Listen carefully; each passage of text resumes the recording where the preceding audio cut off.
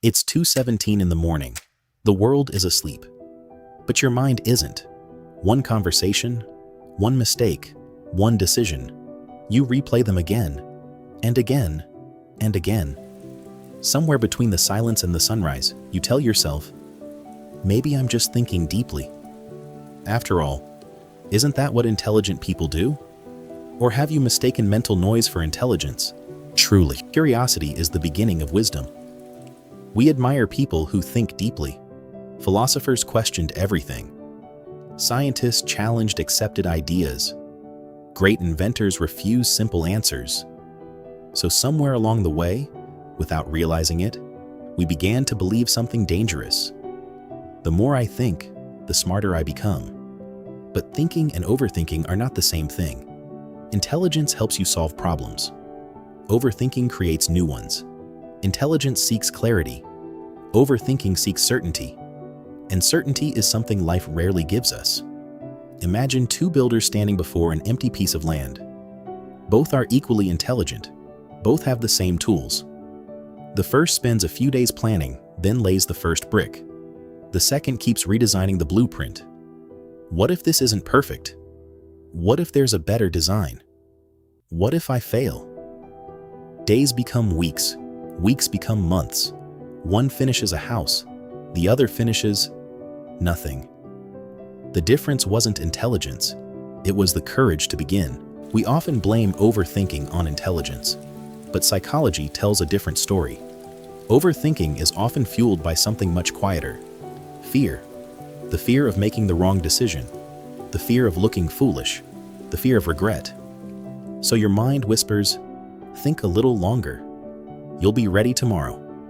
But tomorrow becomes next week. Next week becomes next year. And slowly, life begins to move, while you remain exactly where you are. Psychologists have long observed that dwelling on the same thoughts without ever moving toward a solution is what keeps people stuck. The goal was never to stop thinking. It's to notice the moment thinking stops serving you. The mind is meant to be a tool, not a prison. Before Thomas Edison created a practical light bulb, he tested thousands of materials. Many people remember the failures. They forget the lesson. Edison didn't wait for certainty. He experimented. Every failed attempt became information. Every mistake became progress. Imagine if he had waited until he was absolutely sure. History might never have remembered his name. Intelligence gave him ideas. Action turned those ideas into history. Overthinking tells you to wait. Wisdom tells you to begin. Long before psychology had a name, philosophers wrestled with the same question. They understood that reason is one of humanity's greatest gifts, but they also knew that reason without action becomes a cage. Imagine an archer. He studies the wind. He steadies his breath. He takes aim. Then, he releases the arrow. Now imagine another. He waits for the perfect wind. He adjusts. He hesitates. He waits again. His arrow never leaves the bow.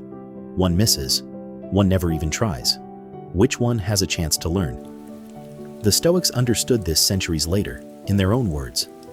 They believed peace comes not from controlling every outcome, but from accepting that most outcomes were never yours to control. Wisdom isn't knowing everything. Wisdom is knowing when enough thought is enough.